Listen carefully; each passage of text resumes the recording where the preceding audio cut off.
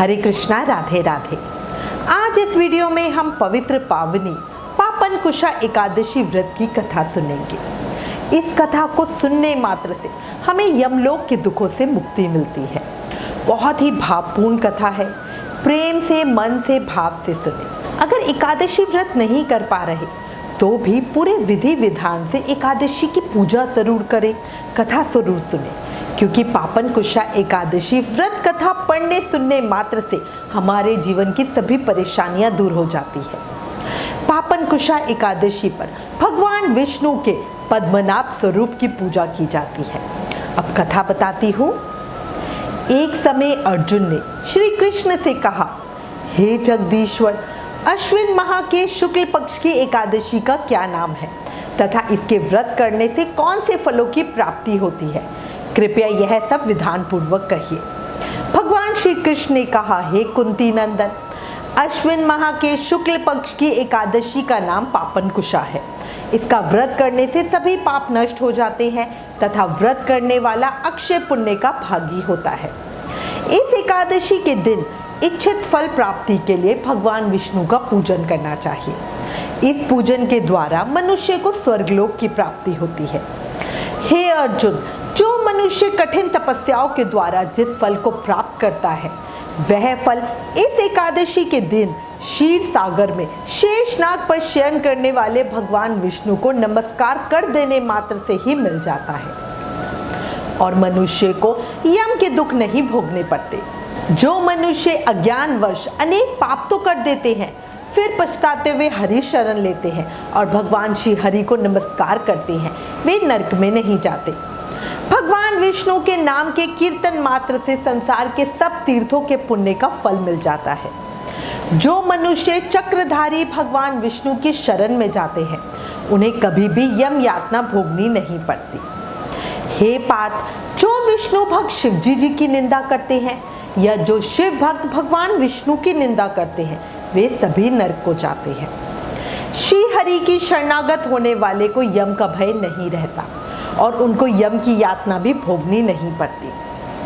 1000 अश्वमेघ यज्ञ और 100 राजसूय यज्ञ का फल इस एकादशी के व्रत के फल के 16वें भाग के बराबर भी नहीं है। अर्थात इस एकादशी व्रत के समान संसार में अन्य कोई व्रत नहीं है। इस एकादशी के समान विश्व में अन्य कोई पवित्र तिथि नहीं है। जो मनुष्य एकादशी व्रत नहीं करते, वे सदा पापों से घिरे रहते हैं। जो मनुष्य किसी कारणवश केवल इस एकादशी का भी उपवास करते हैं, उन्हें भी यम के दर्शन कभी नहीं होते। एकादशी का व्रत करने के बराबर कोई भी पुण्य नहीं है। इस व्रत के समान कुछ भी तीनों लोकों में नहीं है। पापनकुशा एकादशी का व्रत करना मानव के लिए बहुत जरूरी है, क्योंकि जब तक मानव इस व्रत को नहीं करता, उसका शरीर पापों से मुक्त नहीं होता। इस एकादशी के व्रत को करने से मनुष्य को निरोगी काया, सुंदर स्त्री और धन धान्य की प्राप्ति होती है और अंत में वह स्वर्ग को जाता है। जो मनुष्य इस एकादशी के व्रत में रात्रि जागरण करते हैं, उन्हें सहज ही स्वर्ग की प्राप्ति हो जाती है।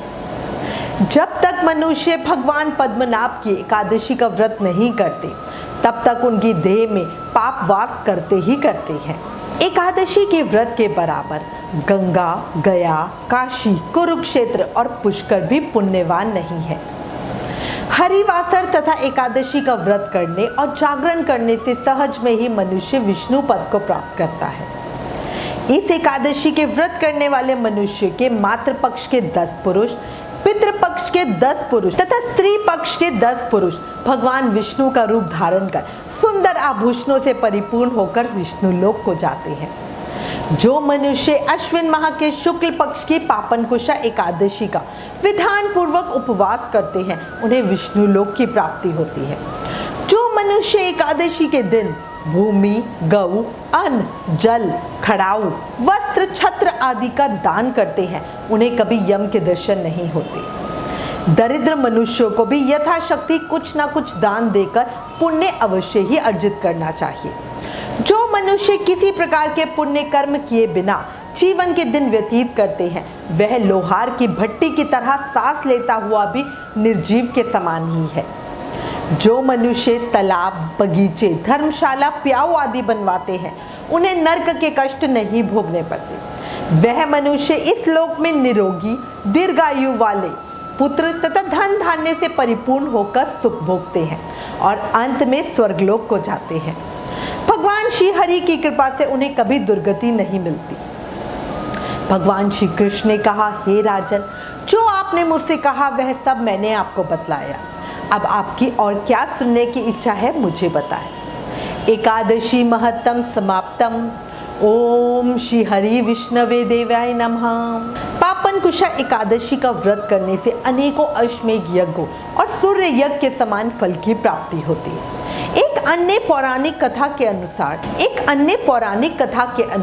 एक बार विंध्याचल पर्वत पर एक अत्यंत ही क्रूर शिकारी क्रोधना निवास करता था।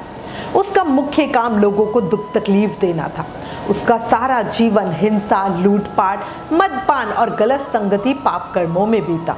उसका अंतिम समय जब आया तो यमराज ने एक दूत को क्रोधना को लाने के लिए भेजा। तब यमराज के दूत बहेलिया को लेने के लिए आए तो यमदूत ने बहेलिया से कहा, कल तुम्हारे जीवन का अंतिम दिन है, हम तुम्हें कल लेने आएंगे। अब ये बात सुनकर बहेलिया बहुत भयभीत हो गया। क्रोधना क्रूर प्रवृत्ति का होने के बाद भी मौत से बहुत खौफ खाता था।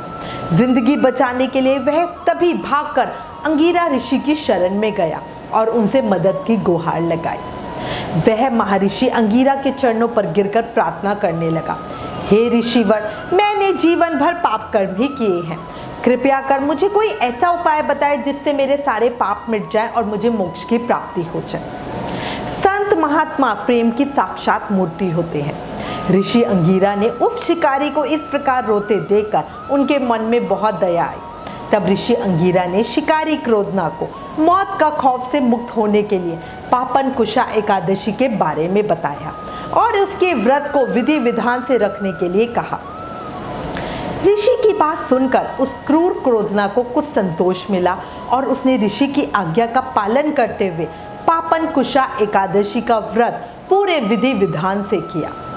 इस व्रत के साथ ही वह श्री हरि की पूजा अर्चना करता रहा। व्रत के प्रभाव से शिकारी क्रोधना के सभी पाप नष्ट हो गए और उसको मुक्ति मिल गई। इस व्रत पूजन के बल से भगवान की कृपा से वह विष्णु लोक हो गया। जब यमराज के दूतों ने इस चमत्कार को देखा तो वो बहेलिये को लिए बिना ही वापस यमलोक लौट गए। एक समय भगवान श्री कृष्ण ने युधिष्ठिर से कहा था कि यह एकादशी पापों का नाश करती है, इसीलिए इसको पापन कुशा एकादशी कहा जाता है। जो भक्त इस दिन भगवान विष्णु की पूजा करते हैं वह सभी सुखों को भोगकर स्वर्ग की प्राप्ति करते हैं। हे युधिष्ठिर, यह एकादशी आरोग्य, सुंदर और सुशील स्त्री, स्वर्ग और मोक्ष को देने वाली है। ओम श्री कृष्ण शरणम मम। अंत में कथा के सार के रूप में कहूंगी, मनुष्य को पापों से बचने का दृढ़ संकल्प करना चाहिए। यूं तो भगवान विष्णु का ध्यान स्मरण किसी भी रूप में सुखदायक और पापनाशक है, परंतु एकादशी के दिन प्रभु का स्मरण कीर्तन सभी कलेशों और पापों को नष्ट कर देता है। हरे कृष्णा।